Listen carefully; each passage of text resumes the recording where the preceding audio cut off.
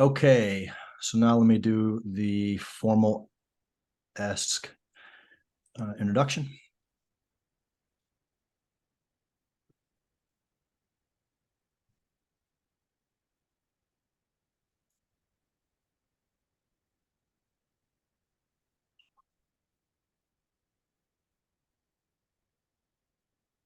Okay.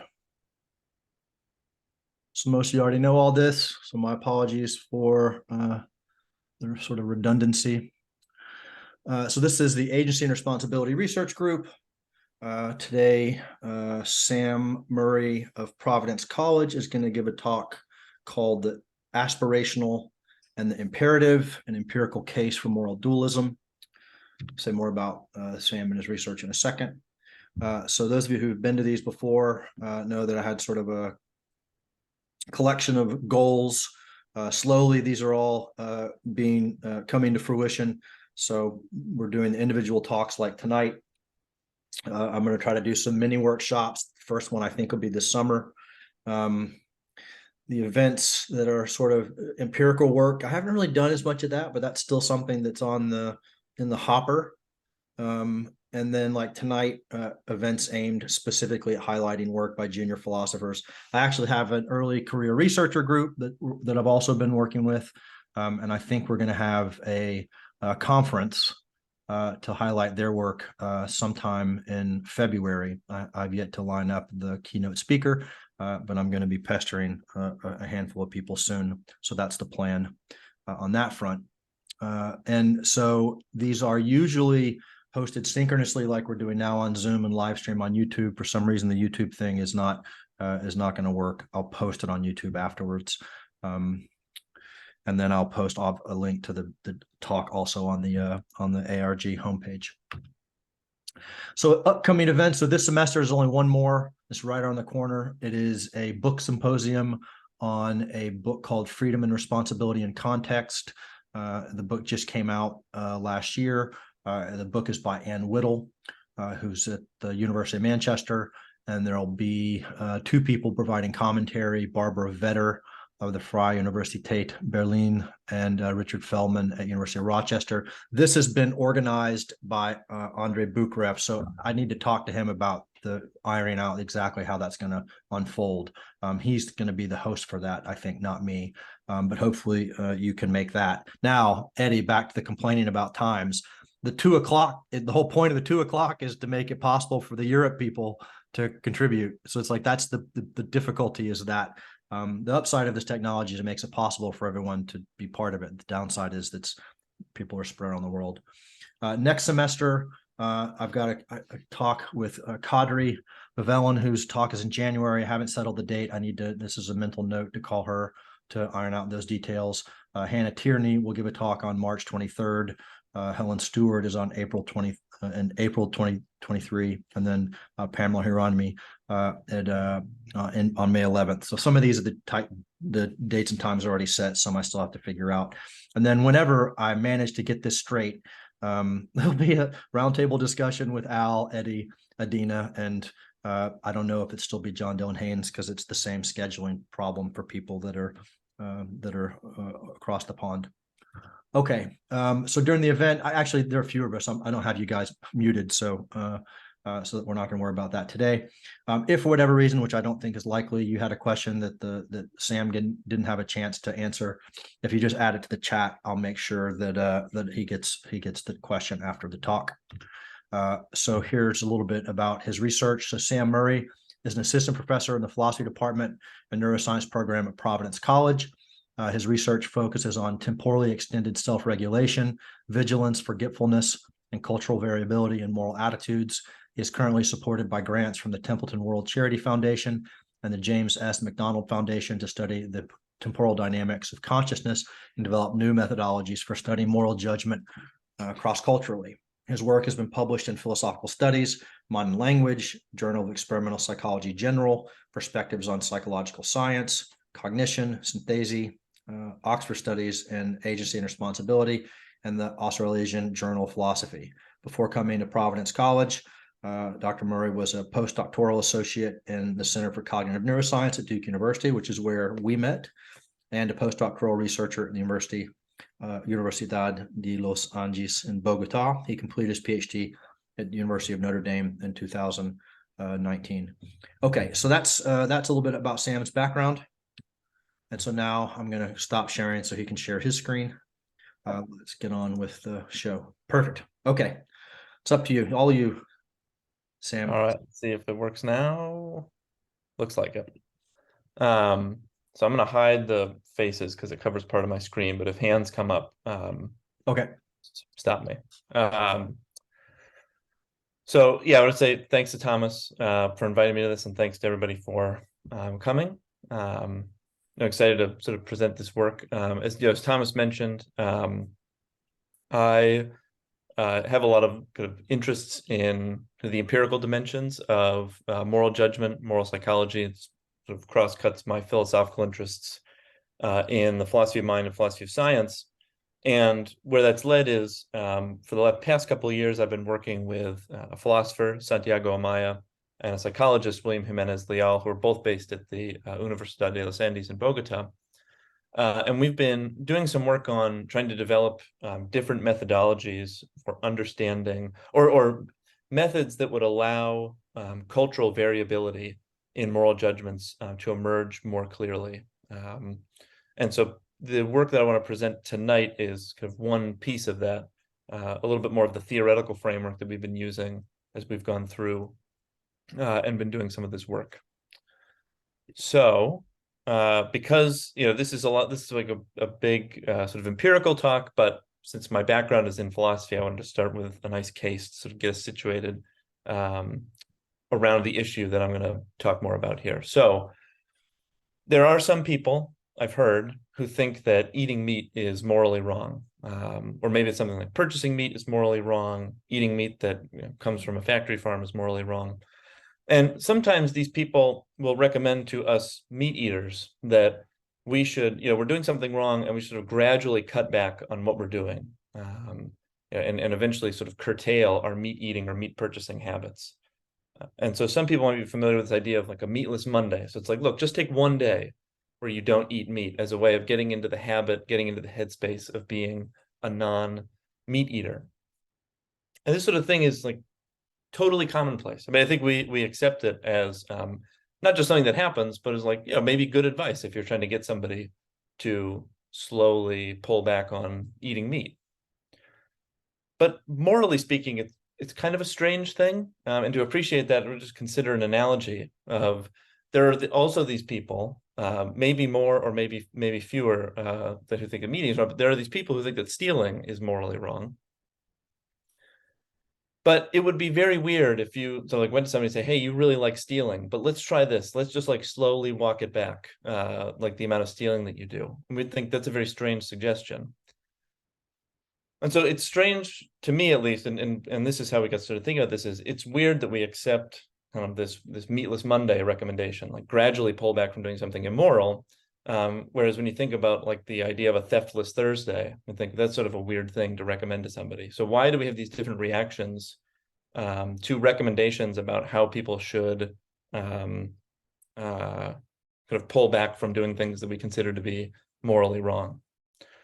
So that's sort of the case. I think the answer that we want to propose is that the difference in our reaction to these cases reflects a distinction between two different kinds of moral norms, what we're going to call the imperatival and the aspirational. And what I want to do today is make a case that not only are there these distinct kinds of norms, but that they are both genuinely moral norms, and they frame the way in which we make different kinds of moral judgments. So one thing I think is useful to set out some of the characteristics that distinguish imperatival and aspirational norms. So imperatives, these are probably going to be a little bit more familiar to people. So I think imperatives are universal in scope. They apply to everybody, everywhere, with very few exceptions. It encompasses the domain of duties. So I think our moral duties consist in living up to what these imperatives either prescribe or proscribe. And when people violate imperatives, that's met with different forms of sanction, blame, punishment, or something of that variety. Now, we can understand kind of the properties of aspirational norms by thinking about the contrast with these properties of imperatives. So imperatives are universal in scope, and aspirational norms, what's interesting about this, it seems like people have this right to not comply with them. So the meat eating case, I think, is useful for making this concrete. And it's like, we think that eating meat is morally wrong, but it's within somebody's moral rights to not comply with the norm. And it's within your rights to eat meat, even though it's something that's morally wrong. I think this is where we can understand the domain of the super and the subarrogatory. So aspirational norms are those things where it's good if you comply with them, but it's not morally required. And conversely, it's not required of you to live up to these norms. And when you don't do it, that's permissible. It related to the fact that you have a right to not comply with them. But it's also wrong to do those things. So it's wrong to eat meat, but you have a right not to do it. It's permissible for you to eat meat.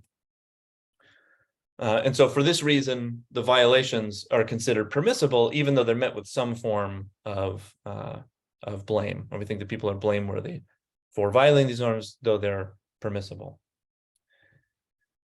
Now, this distinction has been discussed a little bit in the philosophical literature. I think most recently, Robin Zhang has a piece that came out in Mind maybe last year, 2 years ago, talking about the aspirational dimensions of morality.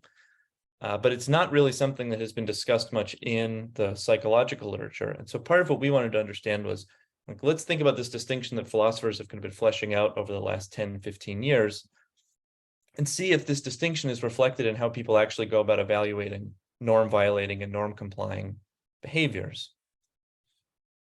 And part of what we're interested in is seeing, like, is this actually a distinction that carves an aspect of our moral psychology or our moral cognition? So part of what we need to understand when we're answering that question about, does this distinction show up in our folk psychology, is, are these aspirational norms actually considered moral, or are aspirational norms moral, or are they something different, closely related, etc.? Now, answering that second question is a little bit tricky because it requires us to have some sort of account of what makes norms moral, because we can't figure out if a norm's moral if we don't sort of understand the characteristics that make a norm moral. So we have to have this answer as to, like, well, what are the characteristics that actually make a norm moral from the psychological perspective? And I mean, the answer is clearly magic.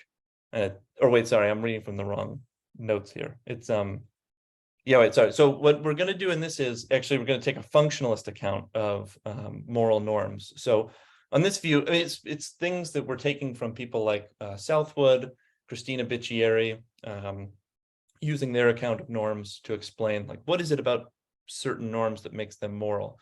So the way we're going to understand it is moral norms are rules of behavior that have 3 characteristics. A norm is a moral one when individuals expect others in their group to comply with the norm. And also they believe that their group members have similar expectations of them. Right? So you think others are going to comply with the norm, and you believe that others expect you to comply with the norm. So sort of reciprocity. But also there's this kind of there's a preference for unconditional compliance. So we think we want people to comply with the norm, but it's not because we think that everybody else is already complying with it, right? So you can think of the stealing case here. Like, we expect others to not steal. We believe that others expect us to not steal. And we prefer that people not steal, even if we believe that people already generally are stealing a lot anyway. So kind of our preference for compliance isn't conditional on generalized norm compliance. Now, this package of attitudes, with the expectations, beliefs, and preferences, dispose individuals to frame moral situations in particular ways, right? So when people are thinking of a moral norm, or they think that a norm is in play, they'll be disposed to evaluate norm-relevant behaviors as wrong or right, permissible or obligatory, and so on. They're going to view different kinds of sanction and reward, punishment, blame, praise, credit, etc., as the right sorts of responses to deviant and norm-compliant behavior. And they're also going to think that these evaluations and responses are independent of how socially widespread these opinions are. So you can see the top 3 characteristics are kind of features of the norms themselves, and then the bottom 3 are about the ways in which norms shape or structure moral judgment of behaviors that are relevant to those norms. And so the studies are going to be fleshing out this domain of norms that we think hit all these different characteristics, but then have important distinctions with norms that are straightforwardly imperatival. Now, that's all very abstract, but hopefully as we go through the studies, it will be a little bit more obvious what is going on here. So the first study, we just wanted to see, like, are there norms out there that are moral, but that fit this kind of aspirational, or that count as sort of aspirational moral norms. And so sort of two things: are there aspirational norms, and then are those norms considered moral? And given this functionalist count from before, like, those top three characteristics informed three different predictions about what we thought these aspirational norms, like how people would make judgments with respect to them. So the first one was that people will expect others to comply with aspirational norms, the expectation dimension. They're going to judge that complying with aspirational norms is less a matter of personal preference than complying with social norms. So it's not really like a matter, it's less a matter of just what you feel like, as opposed to social norms, but so it's less a matter of personal preference than social norms, but more of a matter of personal preference than complying with imperatival norms. And people are going to judge that the appropriateness of complying with this aspirational norm isn't conditional on generalized compliance. So even if people behaved differently, people would still retain their expectation that people comply with the norm, right? So we want to see whether those three things hold of this aspirational domain. And so what we did was we asked three questions of our participants. So, well, I'll show you the stimuli on the next page, like the situations that they saw. But these were the questions that always followed the different situations. So we asked, to what extent are people expected to behave this way? We said, suppose people did not expect others to behave this way. Would it be wrong for this person to act differently? So I think that's what gets us the conditionality here. Like, if the expectations were different, would you think, would your expectations then be structured differently about how people should act? And we said, to what extent is behaving this way merely a matter of personal preference or convenience? And for each of them, they had this 9-point scale, where on the left-hand side, it's like definitely not. The midpoint was always unsure or not a clear case. And the right side was like definitely is. Right. So like definitely not expected, unsure, definitely is expected would be how it would work for the first one.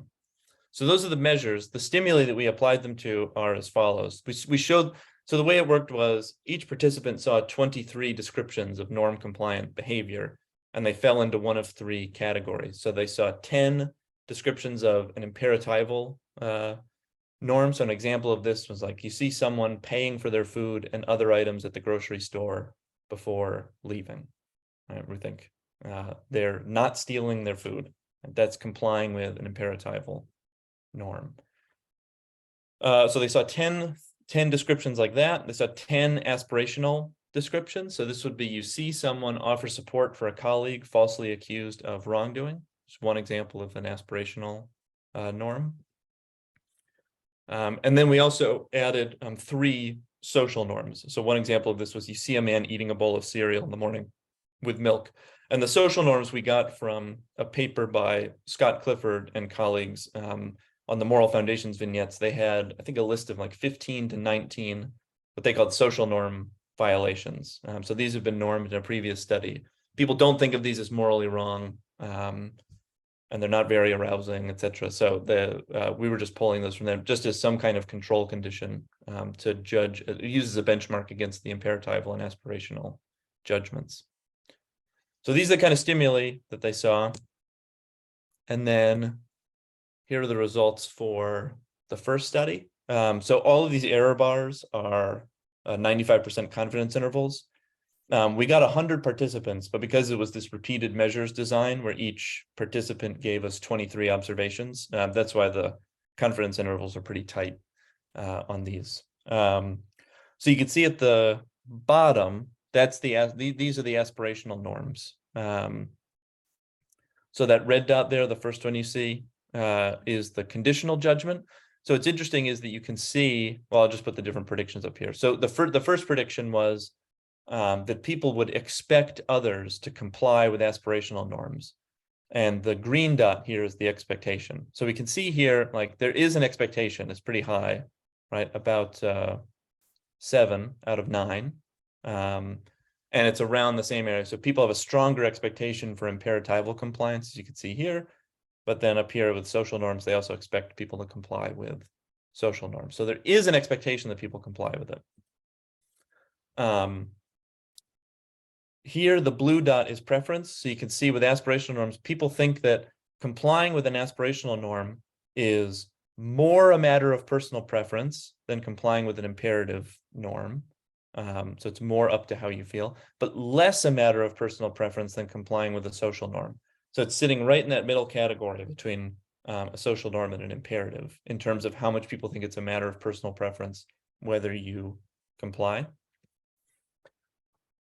And then interestingly enough, the conditionality, so this red dot, again, is also in the middle between social norms and imperatives. So people think, well, look, if the expectations were different, then people could behave differently with respect to social norms. And that's not the case for imperatives, right? So a much higher judgment there, that even if people had different expectations, it would still be wrong to violate imperatival norms. And then aspirations sort of fall in the middle, as we expect. So there's some conditionality, but less, more so than imperatives, but less so than social norms. Now, the point of this was just to say that, look, so what we think we've shown with this is there's a category of norms where people have an expectation that others comply with them. They think it's not just a matter of personal preference whether you comply with them. And those preferences aren't conditional on what the expectations of others actually are. So I think those are the characteristics of norms being genuinely moral norms. So I think this is like study one sort of establishes there are these aspirational norms and people consider them to be moral. So we wanted to go from there was to see, well, how is it that, oh, right, this, how is it that these aspirational imperatival norms structure moral judgment? Like, how do they dispose individuals to frame different kinds of moral behaviors? So we had a couple predictions with respect to this. We thought that people would judge that violating an aspirational norm is less wrong than violating an imperatival norm. So not standing up for your colleague is less wrong than stealing from the grocery store. People think that it's more permissible to violate an aspirational norm than an imperatival norm. And correspondingly, it's less blameworthy to violate an aspirational norm compared to an imperatival norm. And we think, so those are kind of the judgments. We think, well, what explains this difference, right? Why is it that people think these aspirational violations are less wrong, more permissible, and less blameworthy? And we think part of it, and this is based on a different study, so we're not just totally coming up with this on our own. We think that people will judge that individuals have more of a right to violate aspirational norms than imperatival norms. We think that's part of what explains this difference in judgments of wrongness, permissibility, and blameworthiness across the categories. So the questions that we used were pretty straightforward. Just to what extent do you consider this to be wrong, to be morally permissible? To what extent does this person have the right to act this way? And then to what extent is it okay to blame this person for what they did? And again, here were just some different examples. So unlike before in study one, in study two, we gave people 23 descriptions of norm violating behavior. And all of these were, in all of these different studies, they were matched. So each item in each compliance item had a corresponding violation item. So what that means is like here, we gave people, you see someone refuse to offer their seat on a bus to an elderly disabled individual. In a study with compliance, somebody would have seen, you see someone offer their seat on a bus to an elderly disabled individual. So they were always matched. The behavior type was matched across the two, the violation and compliance. Another example of imperatival was you see a professor giving a bad grade to a student just because he dislikes him. And then another social norm one, you see a man walking down a dark hallway while still wearing his sunglasses. The horror. So here's what we find for this. Again, the aspirational judgments are on the bottom. They're a little clumped, so they're hard to see. I'm sorry about that. The imperatives are in the middle and the social norms are at the top. So our first prediction was that the aspirational violations would be less wrong. That's these purple dots. So you can see that here. The aspirational violations are considered less wrong than the imperatival. And you can see the social norm down here is like not considered wrong at all.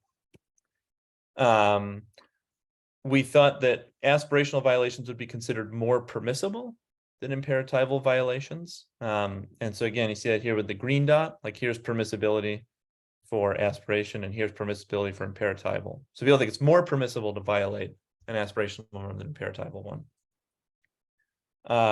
And correspondingly, you get blamed more for violating an imperative than an aspirational norm. And then as we predicted, this blue dot here is the right. So it's hard to see. With the aspirational, it shows up around 63.3. I guess that's what it's showing up here in the table. So the people think you do have a right to violate aspirational norms, whereas down here, they think you don't have the right to violate imperatival norms as we expected. So I think that's part of what's explaining the difference here between judgments of permissibility and blame and wrongness. And I'll just say as a teaser from the other study, we look into this relationship more, and it turns out that difference in rights is primarily explains the difference in judgments of permissibility, but not so much the judgments of wrongness. But that's a different talk. So what we wanted to show here was just not only is it that there are these differences in terms of expectations and conditionality, but also there's a difference in how the norms frame evaluations of moral behaviors that's reflected here. So we wanted to kind of see, like, we focused on, well, how do these norms frame violations or evaluations of violations? So what does it look like when these norms frame evaluations of norm compliant behavior, like when people are doing the right thing? So again, we had a couple predictions that we wanted to test here. So we thought complying with an aspirational norm is going to be less obligatory. And part of that was because of the role that, like, this idea that people have the right to violate an aspirational norm. So we thought, well, if that's the case, then complying with an aspirational norm is probably less obligatory because you have the right to violate it. People are going to judge that complying with an aspirational norm as more praiseworthy than complying with an imperatival norm, partly because if you're expected to do something and you're required to do it, then when you comply with that norm, like that doesn't mean much. Like you don't get praise for not stealing things from the store. Whereas these aspirational norms, like giving up your seat or standing up for a colleague who's been falsely accused, you think, yeah, that merits some sort of praise or credit to you. Right, so like going along with the praiseworthiness, we also think complying with aspirational norms is more creditworthy. And then we also thought that there wasn't going to be a difference in terms of the moral rightness. I guess this shouldn't be listed as a prediction. It turned out to be the case. I don't think we went into it thinking that that was going to be how things turned out. But you'll see that in a couple slides. So again, relatively straightforward questions with how we measured these different judgments. Do you consider this behavior to be morally right, obligatory? How much credit does the person receive? And to what extent is it okay to praise this person for what they did? And so here's what we found. We did find the difference in obligation. So that green dot here for aspiration is less than the obligatoriness that's assigned to complying with imperatival norms. So aspirational norms are considered less obligatory than imperatival norms. Correspondingly, this blue dot here is the praise. So you get less praise for complying with imperatives than you do for complying with aspirational norms. And similarly, you get, the credit is the red dot here, so they're very close to each other. You get more credit for aspirational compliance than imperatival compliance. But what's interesting is, as I mentioned before, the rightness, the moral rightness is equivalent. So even though people think that violating an imperatival norm is more wrong than complying with than violating aspirational norm, they think that complying with imperatival and aspirational norms are equally morally right. And we'll talk, and I think, we'll talk about why that is in the next, for the next study, because that was something we wanted to follow up on, like why is that equivalence happening?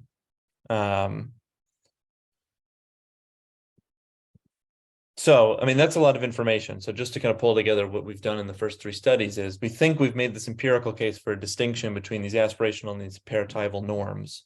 And it's reflected both in the expectations that people have with respect to those norms, or the expectations that structure them. And it's reflected in how those norms structure judgments of, structure appraisals of situations where those norms are involved. So just as a summary, the aspirational violations, they're considered less wrong, less blameworthy, more permissible, and that's related to people having a right to violate those norms. But those differences in how people treat the violations aren't a matter of complying with one kind of norm being considered more morally right than the other. Okay, so we wanted to start to figure out like what explains the difference in the evaluations of these behaviors with respect to the two different kinds of norms. So one thing we want to do here is just replicate the pattern that we found with respect to judgments of wrongness and rightness in this study. We wanted to see what the relationship was between these moral judgments, like judgments of wrongness and judgments of rightness, how they were related to judgments of the expectations that people have for compliance. And then we also wanted to replicate that equivalent judgment of rightness between the imperatival and aspirational compliance. And then this fourth prediction was, we thought, what explains that equivalence in moral rightness is that people think that compliance with aspirational and imperatival norms are equally socially desirable. And because they're equally desirable, that's why they're considered equally right.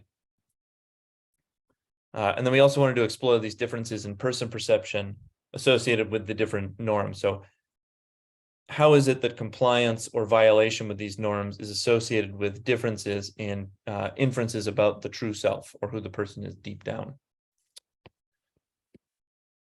So in this study, so it's unlike studies 2 and 3, I guess 1, 2, and 3, where we showed participants either violations or compliance. Here it was like we gave participants, well, I guess we did them separately, but we were looking at both violation and compliance in the same study. So for the participants who saw norm violating descriptions, we asked them, to what extent do you think this behavior is morally wrong? To what extent do you consider this behavior to be harmful? To what extent do you expect others to avoid behaving this way? And to what extent does this behavior tell you about who this person is deep down? So that's our measure of like true self, true self inference. For the compliance items, we said, to what extent do you consider this behavior to be morally right? To what extent do you consider this behavior to be socially desirable, to see if that's what accounts for the similarity in rightness? And then to what extent do you expect others to behave this way? And to what extent does behavior tell you about who this person is deep down? So the expectation and true self were roughly equivalent. And here's what we got. So there's a lot on this slide. At the top are the results for the violation descriptions. So you can see here we replicate the pattern of wrongness. Imperatival violations are considered more wrong than aspirational ones. And this was a big bummer to me, but it turns out that it's reflected in, it seems to be explained by this difference in the amount of harm that people think is caused by the violations. So imperatival violations are considered more harmful than aspirational violations. And it's roughly the same magnitude as the difference between the judgments of wrongness across the two categories. We can see here that there's a stronger expectation for imperatival compliance than aspirational compliance, and that people think imperatival violations tell you more about who a person is deep down than the aspirational violations, which I think is one of the more interesting findings, but takes a little bit to explain. So I'm going to go through the other results and then explain what I think is going on there. With the compliance items, we again see this pattern of like the equivalent, the judgments of rightness are essentially equivalent. And we could see here the green dots, again, they're like very, they're overlapping with some of the other judgments, but these green dots are also equivalent. So what it turns out is the questions about social desirability and rightness overlap with each other. So it turns out that, yeah, they're both considered equally morally right, and they're also considered equally socially desirable. So I think that's what's explaining the equivalent judgment of rightness there. You can see here, there's again a stronger expectation of compliance with imperatives relative to aspirations. So that's replicating the same pattern that we see among the violations. But the the dispositional inference is reversed here. So here, imperatival compliance tells you less about who a person is deep down compared to aspirational compliance. And yeah, so here's what I think is going on here is it's a question about how much you can infer about a person's motivations based on whether they violate or comply with a norm. So here's what I think is going on in the violations case. So with aspirational violations, things like, I'll run through other examples that I haven't put up on the slide, but it's things like holding the door open for someone who has their hands full, or leaving a large tip on a dinner bill, or not wasting, freshly cooked food, things like that. And so you think, okay, well, when you don't do those things, it can be for there are all different kinds of reasons that we think people don't hold the door, or people don't eat everything that they prepare for dinner, or there are plenty of reasons why people don't speak up for their falsely accused colleagues. And some of those we think of as morally legitimate. So when you violate an aspirational norm, it's like, well, it's hard to say like what's going on there, because you think, well, there might be legitimate reasons that explain why you're doing that. When you violate an imperatival norm, right, because you're expected and required to comply with it, then when you violate them, it means, well, you really wanted to do it, because again, there's a strong expectation against doing that sort of thing. So when someone violates an imperative, it's like, okay, you were really motivated to violate that norm. And so we can tell a lot about you if you are someone who like steals, or you give the students grades they don't deserve just because you don't like them, and so on. So like there are a smaller number of motivational sets that can explain imperatival violations relative to aspirational violations. So that's why we can infer more about who somebody is deep down. On the compliance side, it's reversed, right? So it is like when you comply with a norm that you're expected to and required to, and we think that everybody's going to do anyway, it's like, well, we're not really sure why. Like there are plenty of reasons why you can comply with it. Maybe you're doing it unwillingly, or you're only doing it because you're forced to. It's like, it's hard to tell why somebody is complying with an imperative. But because an aspirational norms, like you're not expected to do it, you're not required to do it, you have the right to not comply with the norm. So when you do comply with it, right, you're not forced to, then that means like, well, you've got these motivations to go above and beyond what people expect of you in normal circumstances. And so that's why when somebody complies with an aspirational norm, we can infer a lot more about them, who they are deep down, as opposed to when they comply with an imperative. So I think there's an interesting difference in terms of like what sorts of motivations or what sorts of motivational sets could explain the different kinds of behavior that might be explaining why you get these inverted patterns of true self inference across violations and compliance. So then in the final study, we just wanted to look at how these norms are related to further dispositions and motivations toward, I mean, really, I guess from like a social psychological side, we were like, well, how does it relate to things like approach and avoidance, like that sort of motivation? But also thinking about like how these norms regulate sort of intrapersonal relationships, like our sense of self-worth and our self-esteem, and is there a differential role that these norms play in those different relationships? So we thought was, because of building off of the true self results that we found, we thought, well, look, when people read about somebody who violates an imperative, they're going to have stronger motivations to avoid that person relative to people who violate aspirational norms. So stronger tendencies toward avoidance for imperatival violators. And when you imagine yourself violating an imperatival norm, that's going to elicit stronger negative self-esteem compared to imagining violating an aspirational norm. Excuse me. So yeah, avoidance, stronger, like a stronger negative self-esteem reaction. And then on the flip side, we thought, well, people are going to have stronger motivations to approach or befriend aspirational compliers relative to imperatival compliers. So they're going to want to approach them. And then when you imagine complying with an aspirational norm, you're going to have more positive self-esteem compared to imagining complying with imperatival norms. And And then we also wanted to look at how the expectations changed as a function of relational closeness. That's the last result that I'm going to show you here. So we asked about avoidance by saying, to what extent would you avoid someone who behaved like the person in the example? And then we said, if you were to behave this way, how would you feel about yourself as a person? That was our measure of negative esteem. And then we had two expectation questions. One about, like, what would you expect a stranger, or would you expect a stranger to avoid acting this way? And that was, to what extent would you expect a friend or loved one to avoid acting this way? To get a sense of, like, do the expectations vary as a function of relational closeness? And then for compliance, we said, would you be willing to befriend? Because we thought it was weird. I mean, we couldn't just straight up ask, like, would you be willing to approach someone who behaved like the person in the example? So we thought, okay, friendship is sort of like an interpersonal motivation that's analogous to that basic approach motivation. So to what extent would you be willing to befriend somebody who behaved like the person in the example? And then if you were to behave this way, how would you feel about yourself as a person? And then the same thing about, to what extent would you expect a stranger to act like this, or a friend or loved one to act this way, to see how the expectations vary between strangers and people who are close to you. Okay, so again, a lot of information here, but just running down the predictions. So we see here stronger tendency to avoid imperative. So the violation results are at the top and the compliance are at the bottom. There's a stronger motivation to avoid imperatival violators compared to aspirational violators, as we expected.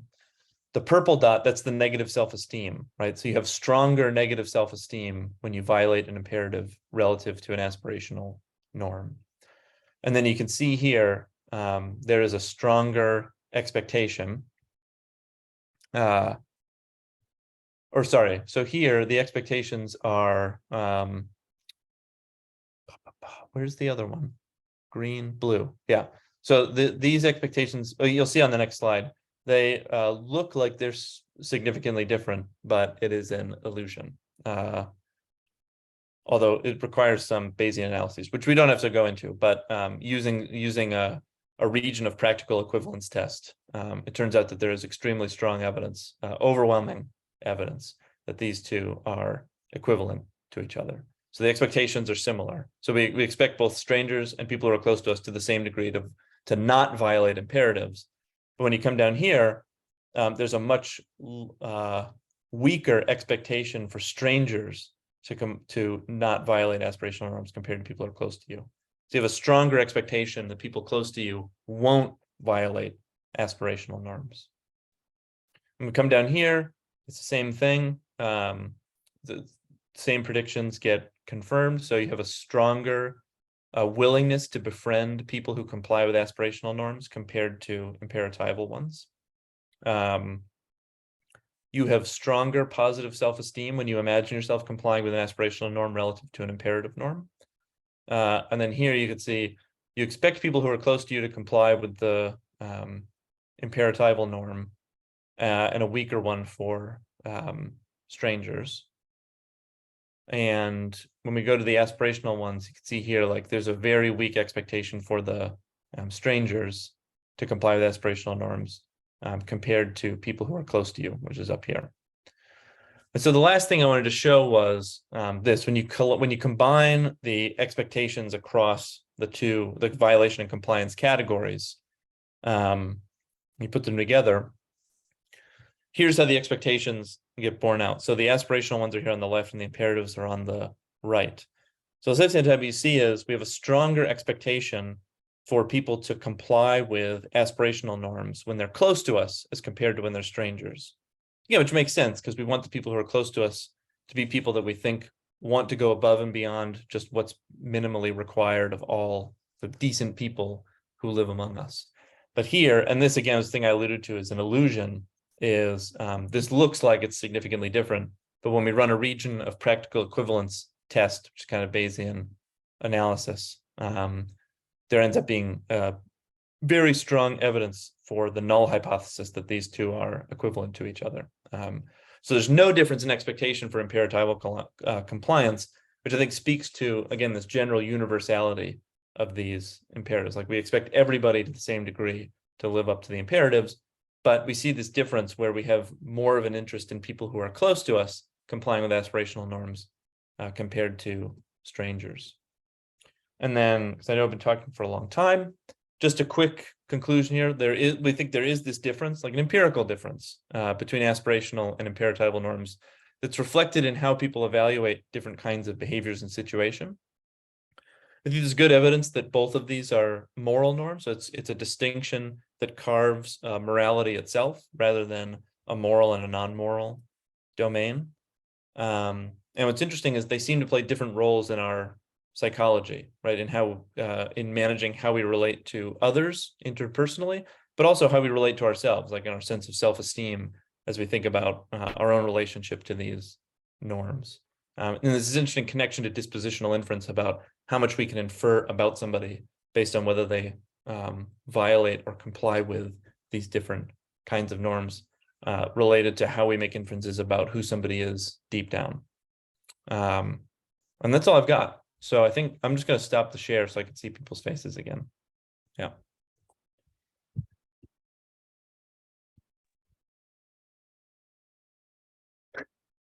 Silent clap. Music to my ears. Justin has his hand up. Eddie has his hand up. I know Eddie had to leave as well. So let me do Eddie just in case, and then Justin. Yeah. I got a question. So let's go in that order.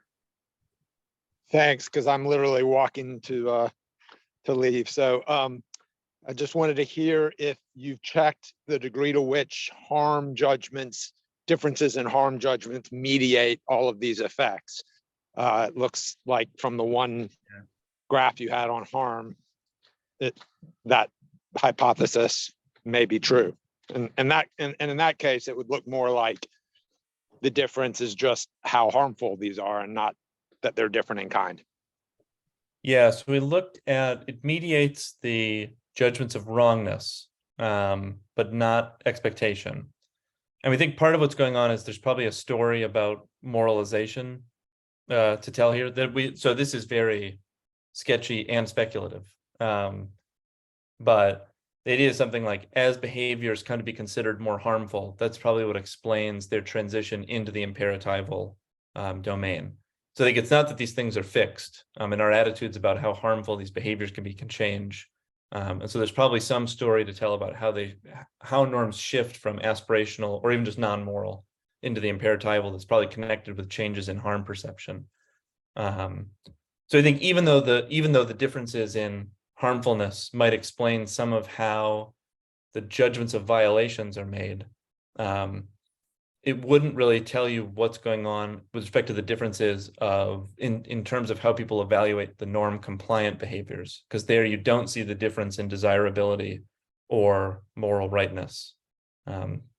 So we think that distinction still stands, even though it seems like differences in harm are partly explaining differences in how people evaluate norm violating behaviors.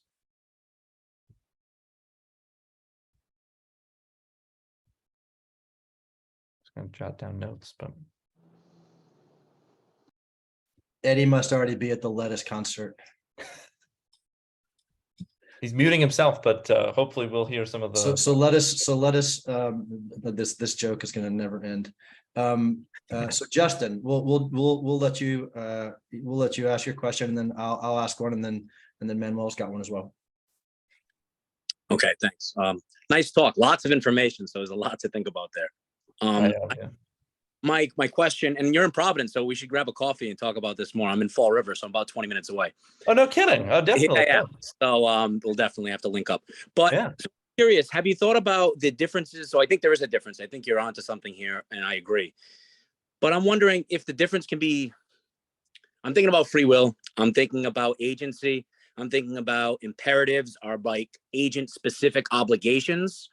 And we think that you have this freedom to follow through with those in a way that when you haven't settled on a specific obligation yet, it's kind of like, I know that's kind of right, but I'm not really convinced yet. So we don't think that there might be a difference in agency with regards to follow through in an aspirational norm versus an imperative one, whereas the imperative is kind of settled.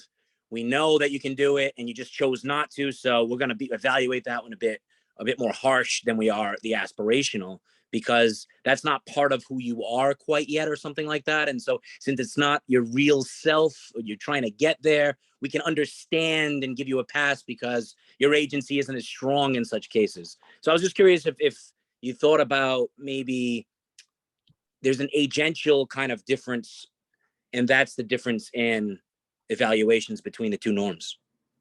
Yeah, I mean, I think this gets into a much bigger question where I haven't quite figured out how we would measure these different things, but I think you're right about, I think you're onto something important about like how our agency is implicated in these different kinds of norms. So one of the things that's interesting about aspirational norms, it seems like they're either the kinds of things where they require ongoing efforts or some kind of character change. Regardless of how that works out, we think the norm is such that we tolerate some degree of flexibility, either because we think people can't always be expected to live up to this or whatever. It's more useful for there to be this flexibility. Whereas imperatives, we just think, no, there's no there's no question about sort of like living up to it over time. It's like you're always just supposed to be doing this stuff. And so I think part of what is I'm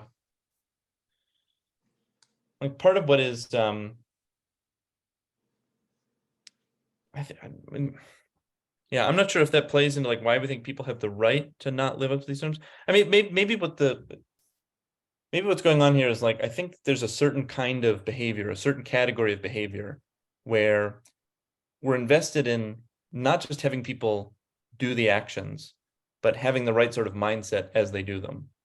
Right. And so if that's the case, then like imperatives aren't the right sort of mechanism to get people to do what you want them to do. So we think, look, with stealing, we just want you to not steal. Like we want the stuff to stay in the store unless you pay for it. We don't care that you like do it happily. But with things like giving up your seat or staying for your colleagues, we think like, again, I'm not sure how the whole story would go, but you look at that and you think, yeah, we don't just want people to do those things, but we want them to have the right sort of mindset as they do them. And so coercing somebody, like using that imperatival mechanism, isn't going to get you the result that you want. And so we need something like, a system of norms where we encourage people or discourage them rather than blaming them or punishing them. So I think all those things are interconnected in terms of like, we don't just want the behavioral result at the end of the day. We want people to be a certain kind of agent. Right.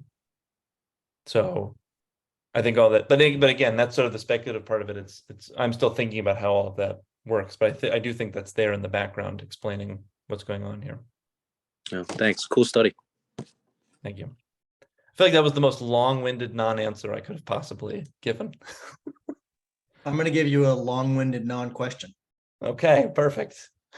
So my notepad, I swear it looks like the conspiracy theory meme where the guy's got all the shit on the board and he's like got all these things, because I was trying to keep track across the studies of what I wanted to ask and it just got more confusing. I want to focus on the right to violate way of framing this, right? Because that's not actually what I think. So I'll just use myself. We'll use the meat eating and we'll go back to the thieves in a second, but we'll just use the meat eating. So I think it's wrong to eat it. And I don't think you have a right to eat it. That's not the right way of framing it. Instead, you grew up in a culture where nearly everybody eats it. So it's not surprising that you eat it. So you're embedded in like, if this was like, if you were raised in a den of thieves, this is where the thief thing connects to the meat eating. You were raised in a den of thieves. I would still say, yeah, okay, I understand you were raised in a den of thieves, but for all that, like, this is not a society of thieves. So like, you've got to like now pull yourself out of that narrow thing into the broad norm, which is don't steal stuff. Whereas in the meat eating case, it's the opposite of that. I grew up in a den of meat eating. You grew up in a den of meat eating. Now I think we ought not be eating meat, but it's like, it's such a seismic shift that I understand. It's not that you have a right not to do it. It's that I fully understand why you eat it.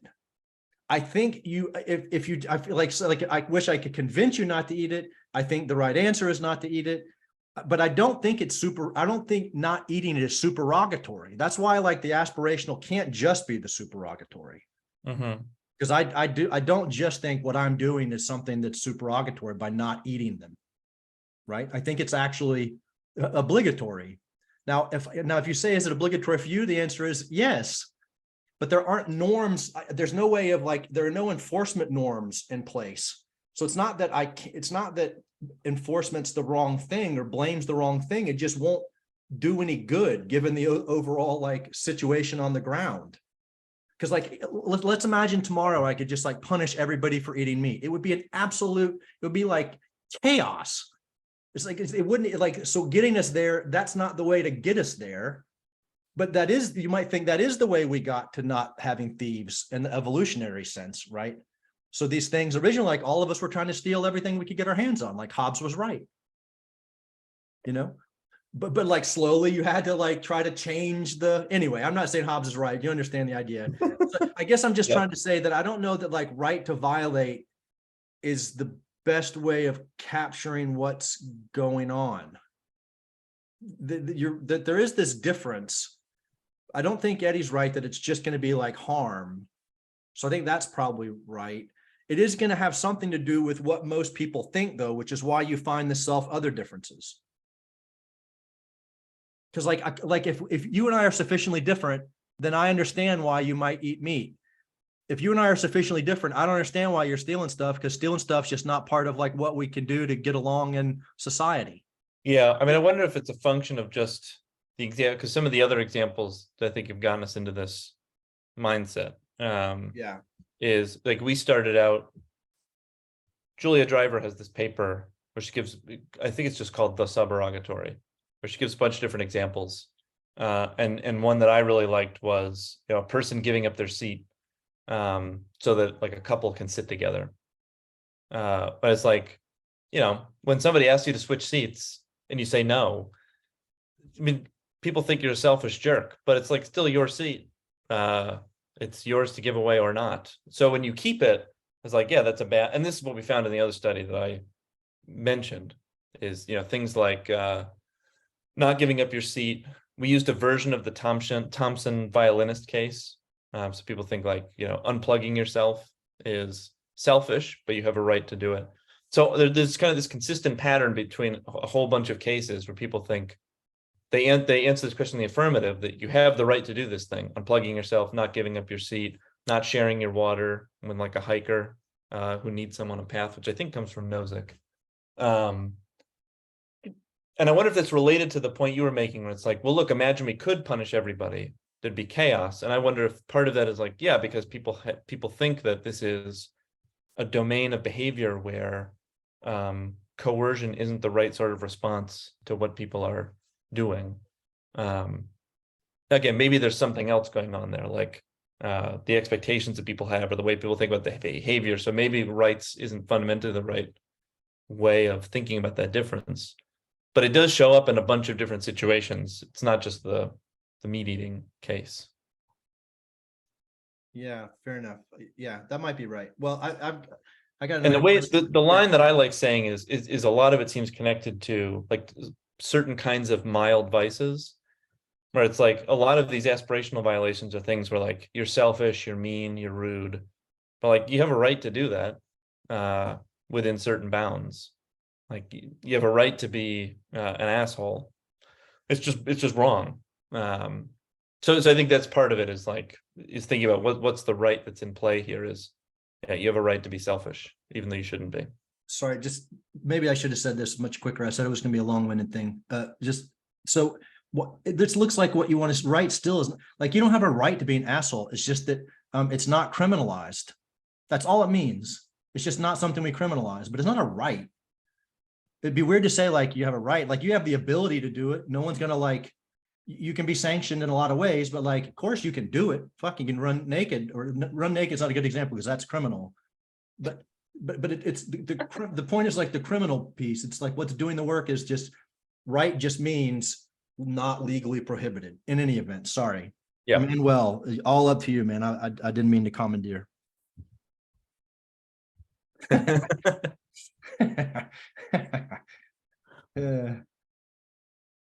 Now everyone wants to visit you in UCSD. Go ahead, Manuel. Sorry, I didn't mean to like. I assure you that you don't. In some sense, I guess this may two kind of observations or comments or questions. I don't know. We'll see whether or not I can attach a question mark at the end. Here, what the first follows up from what Thomas was just asking, or at least a thread of what Thomas was initially asking about.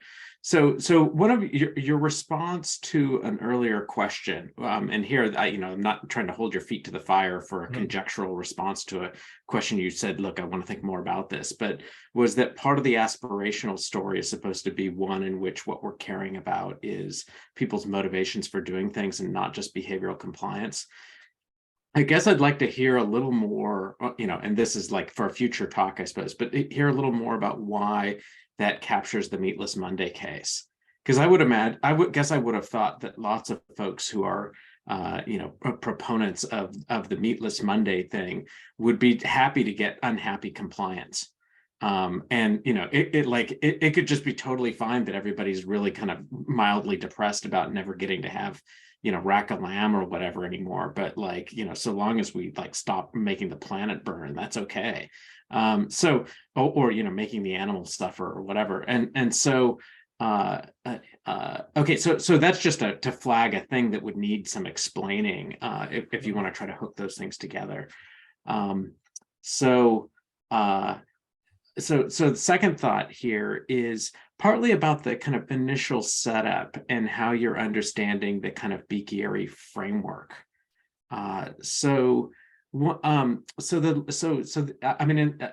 sense, I guess this is partly a question for Beaky, but since you're borrowing the framework, there are kind of two places in which I sort of wonder how much you're on the hook for. I'm not sure how much this actually drives, or it matters for the kinds of results you're raising, but it's a question about the kind of philosophical framing of at the outset. So on the Beaky thing, the expectation talk is ambiguous between expectations as a kind of statistical prediction versus expectation as a normative prediction, or as a normative demand.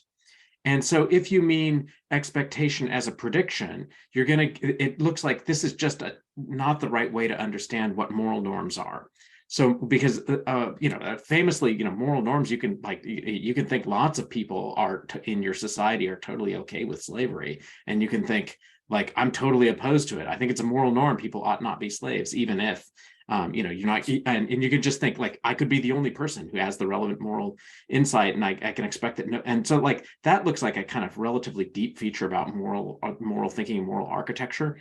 The case where you think it's rightly exerting a demand that ought to weigh in people's practical reasoning, even if A, there's no compliance or widespread weakness of will, or even failures of recognition, and B, even if I'm the only one that has the insight. And it looks like that kind of characterization that you give about what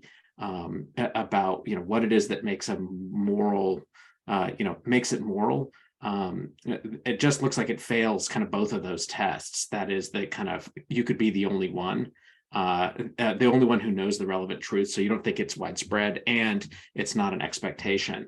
And then the worry is that if you go with the ought reading, that it's just that people ought to comply with it, you might worry that now, the thing that we were supposed to be explaining with this analysis, we've just now pushed back into the account of the thing that we're analyzing. That is, what the heck makes an ought a moral one when it is.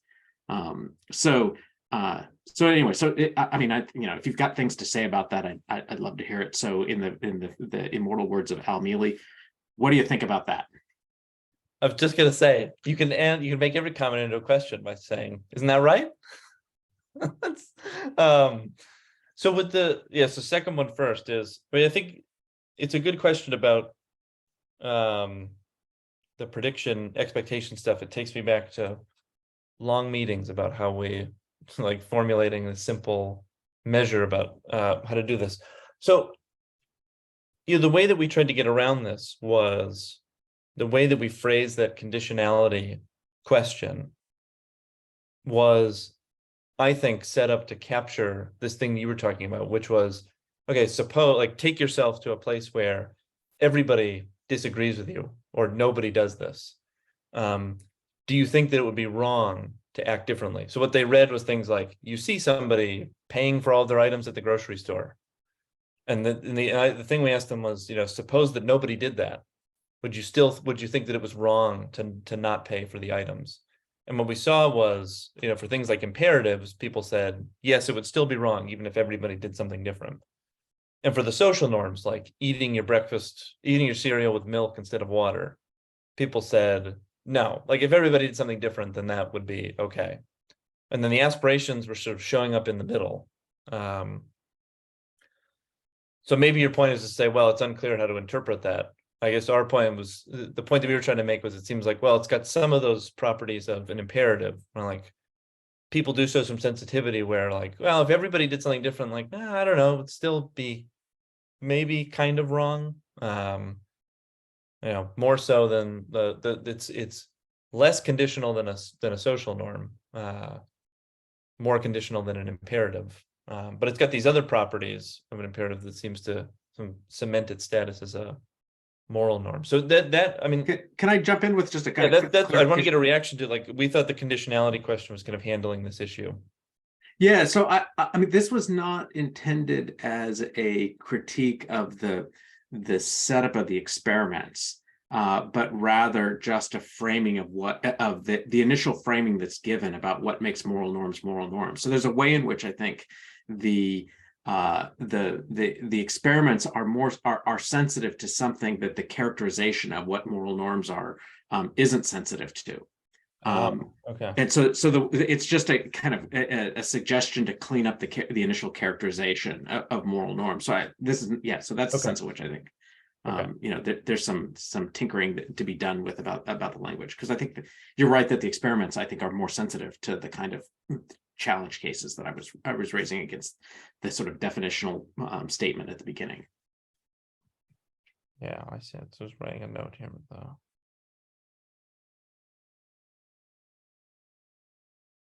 I'll let you finish jotting, Sam, before I ask. Yeah. I get Dan. On the first one, I think it's a good issue with the meatless mud. So I'm just not sure what to say about that. At this point, I'm not sure so yeah, I'll punt on that one. Dan, yes.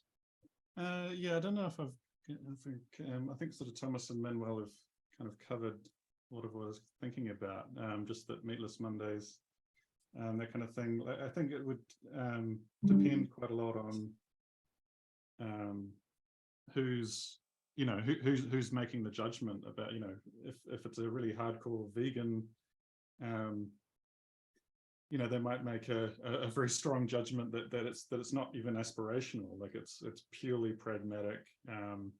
We'll go with Meatless Mondays, that'll goddamn do for now, but that kind of thing. And then if someone maybe has only just been recently converted to vegetarianism or something like that, and they're like, yeah, of course, we'll let it slide, that's fine. But even just the it just seems like that kind of case is just quite different in general from a lot of the other examples. And so I kind of wonder maybe if that's something for future studies, is to kind of checking the positions of people who have these kind of minority views about just whether it really is an imperative or not. But yeah, I don't know if that really gets into much more than what's already been said. Yeah, I mean, one interesting thing with that is, I do reiterate, I think there is a story here about transitions in norms. I mean, so I wasn't thinking of it with vegetarians. Or at least I won't speak for Santiago and William here. But one thing I had been thinking of is, issues around inclusivity, like LGBTQ inclusivity. Seems like there's been a shift from, even just 20-25 years ago, some attitudes that we would consider aspirational. Now it's like we expect everybody to have these, like especially in the US, attitudes around gay marriage seems like within my lifetime have totally shifted from aspirational to imperative. And again, I'm not sure what the mechanism is there, but it seems like you could have things that start out as aspirational, and then over time, something about our attitude changes. And I wonder if the same thing is going on with some vegans and vegetarians. They think, like, as we've gotten more information about the factory farming, the industry of factory farming, the harm that it does to the planet, I think there should be a shift in people's attitudes. Like this is more of an imperative thing now. So I do think there's a story to tell about that. And I think another worry that your question raises for me that I'd want to think more about is isolating or trying to figure out what we could do to see, are people treating this like an aspirational norm, or is it sort of a pragmatic compromise where it's like, we would really like this to be imperative, but we think we can get more people on board if we sell it as an aspirational thing. And then once we get people there, we'll sort of ratchet it up. And I'm not sure that these studies are sensitive to that difference. So it's something I'd want to think about how we could measure and control for. Sure, thanks.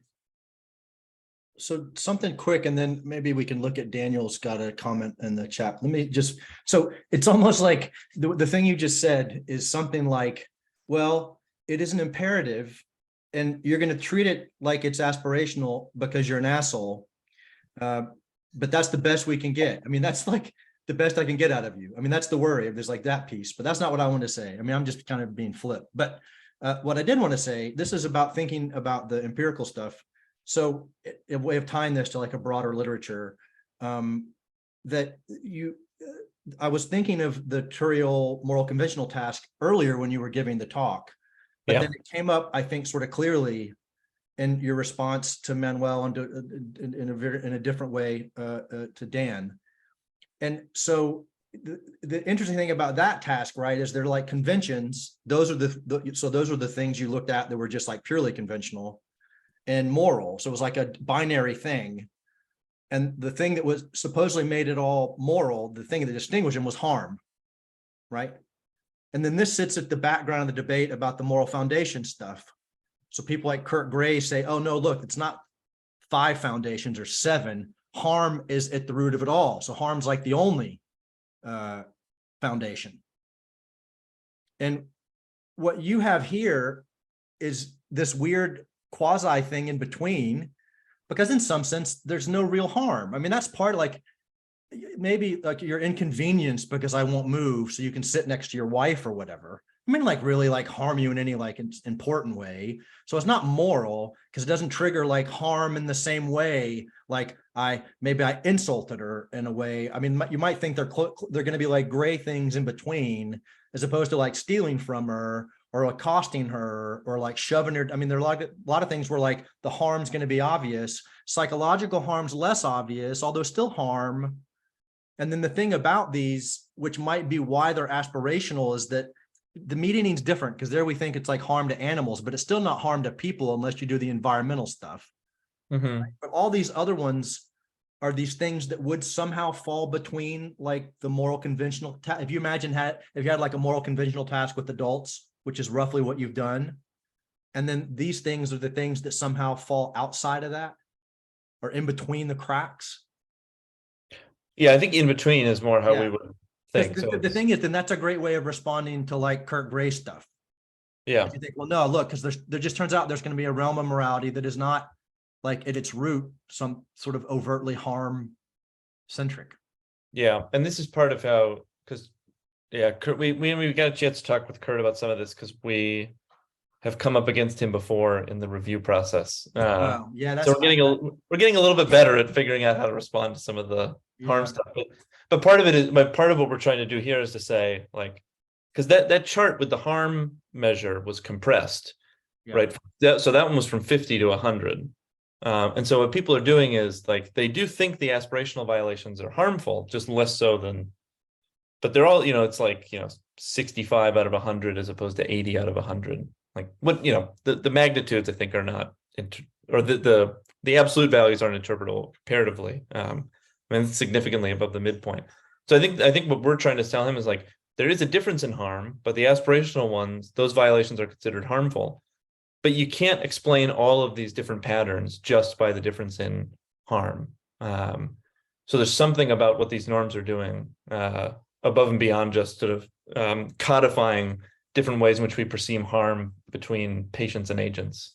Yeah. Good. But yeah, I do think you've seen the thing where it's like we're trying to sort of figure out like how would you carve this middle category between social norms and imperatives.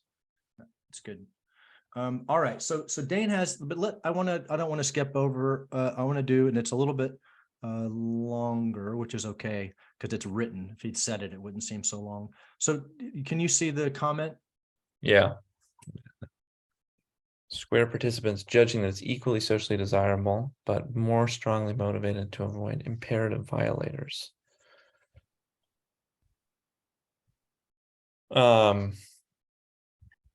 If this is being recorded, maybe we should have somebody read this out loud. Oh yeah, I'll So- do it. I'll Alright. do it. I didn't even think about that. Sorry. Yes.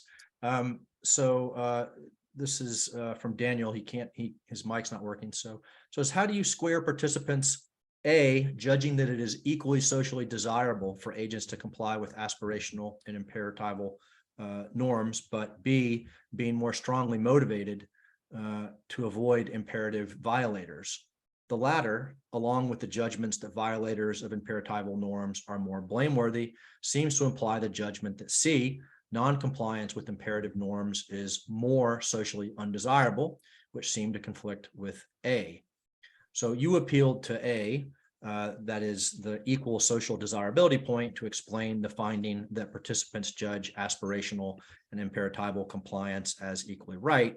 But I have a suspicion that since we don't have a great everyday non-philosophical term for the supererogatory, two senses of right are operative in the, for example, judgments like one, defending a falsely accused colleague is the right thing to do, and two, paying for food you take from the store is the right thing to do. Daniel, no, there's no trouble at all. It took me 2 seconds. You're fine, man. I'm just glad you showed up. So thanks. It's a good question. We should all write the questions down and then read them because they come out a lot more coherent.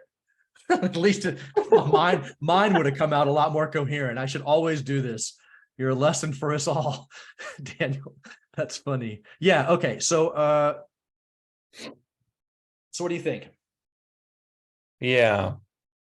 So with the first one, I'm trying to think if it fits with just how I was talking about the difference in perceived motivations that I think are associated with the compliance. So I think when people are talking about the social desirability, I think and it's hard to say, it's be interesting to look at. I think what they're thinking about is just the outcome, like the result. So it's like good to have doors being held open and good that people aren't stealing from the store. But what's going on is that when people violate the imperatives, what's happened is like you've signaled to people or you've told people a lot about yourself, because the idea is that you've done something that you're expected not to do, you're obligated not to do, you're subject to blame and punishment if you don't do them, right? So the fact that you do it must mean like you're really motivated to do this thing. So I think when people perceive those things, it's like that's not the kind of person I would want to be around. So I actually don't see them as connected, although maybe the point is that it's connected by these like further considerations. So along with the judgments that violators of imperatives are more blameworthy. Non-compliance with imperatives is more socially undesirable. Yeah, I guess I think I would want to draw it. So with the second part of the first bubble, let's say as a distinction where we say the outcomes are equally desirable, but there's something about the motivational set that you're signaling that's objectionable. So that's what accounts for the greater blameworthiness. So even though the outcomes are equally desirable, there's something about the motivations involved that explains the differences in judgments of blameworthiness across the different norm types. Now, as like with the two senses of rightness,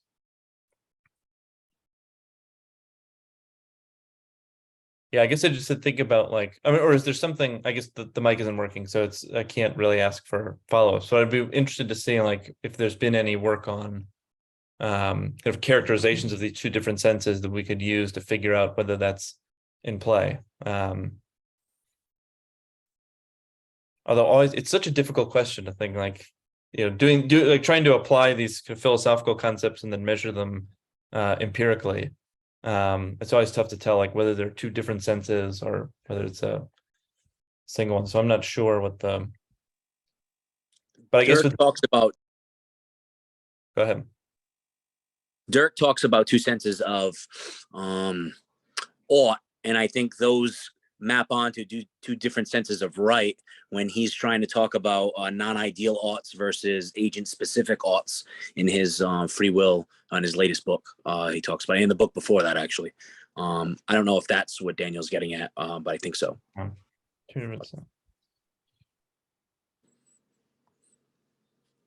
Two different senses of right. So Daniel said the first point about motivation versus outcome sounds plausible. Yeah. Yeah, I think the other thing is just it seems so the idea that there would be two different notions, but the question about rightness and desirability would both end up being roughly equivalent on a 100-point scale. I mean, I know that doesn't mean much when it's like a room full of philosophers. But just the idea that people would land on the same kind of judgment, even though they're working with two different notions, to me at least gives me some hesitation for saying like, yeah, maybe this is a place where we'd want to do some concept splitting. Although I do agree with the general point that we don't really have a great vocabulary for describing the supererogatory. So that's part of what intrigues me with this idea that maybe there are two different notions. Yeah. Fine. Feinberg. Yeah, that's right.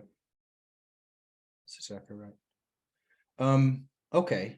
Well, so Dane, you're up. Hi, I'm so sorry for having my camera off. I have a terrible internet connection and I just don't want to risk loading up the bandwidth. I'm also really impressed that Daniel is on the call at all, because last I knew he was in Sweden, and it's got to be in the middle of the night there right now. Maybe other people are on a far out time zone as well. Anyway, I enjoyed the talk, very thought-provoking. I'm also multitasking, so pardon me if I've missed an answer to this, but I was just curious about the result, the finding, the difference between the way we have expectations regarding the aspirational from close acquaintances and from strangers. So I wonder if it's that if one way of looking at that is to say that we simply that either the higher expectations that we have of close interpersonal friends and acquaintances is a matter of actually holding a different range of imperatival expectations, rather than saying that we have more aspirational expectations. It's no longer a matter of aspirational expectation, it's a matter of imperatival. So that would suggest that we have, for instance, different moral communities, that people our close acquaintances, friends, families, people that we hold to these higher expectations, we actually hold substantively different, or we hold a greater range of imperatival expectations of them than we do strangers. So it's just, I was wondering if there were another explanation available to you than thinking that we simply have more aspirational expectations of close. Sorry, that was totally scattered and practically incoherent, but there you go. No, I think so. One clarification is, so a general comment first. I think the differences in expectation as a function of closeness is something we really found at the end of this study, and so we're kind of thinking about how to follow up on that now. So we're not even really totally sure what we've got, and the measures we used were pretty crude. But that aside. One clarification is that when the chart that I showed at the end shows that our expectations for imperatival compliance are higher than our expectations for aspirational compliance, both for people who are close to us and for strangers. So we do have that kind of stronger, and what I thought was going on there was that's a reflection of the universality of imperatives. So no matter who you are, where you are, these things apply to you. But when you go to aspirations, there's that flexibility where people who are close to you, you have a stronger expectation, but not so much people who are strangers. And my explanation for that is that we have an investment in the motivations of people who are close to us. to not just be people who behave well, but who are people of the dispositions that we think are associated with being a good friend or family member. But I do think it's an interesting question, because one thing I think you're right about, and this is probably where the crudeness of the measures is a limitation for us, is it does seem right to say that within certain relationships, we would treat some things as imperative, where for others, we would treat them as aspirational. And so we're trying to think about how to tease that out. So I think you're right that we're in the context of this study, we're treating it as much more monolithic and simplified than I think it actually is in real life. Thank you very much. Yeah, thank you.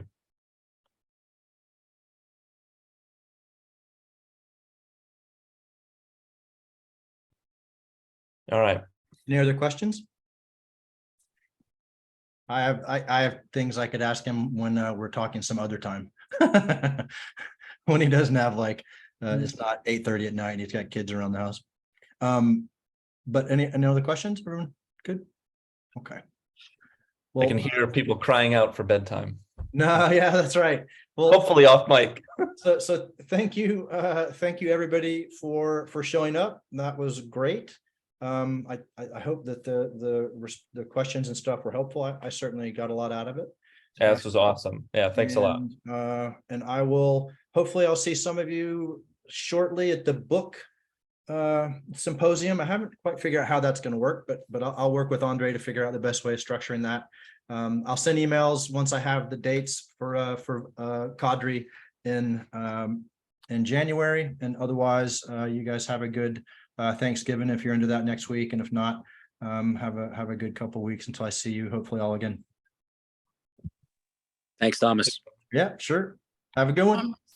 Is Bye. there a way I can get the recorded lecture so that I can Yeah. go back and Sure. write this paper? I'll send the link. Okay, Perfect. thank you. I Yep. will see you on Thursday. Sounds good. Or Tuesday, Tuesday. sorry. Yeah. Great. All right. Have a good one.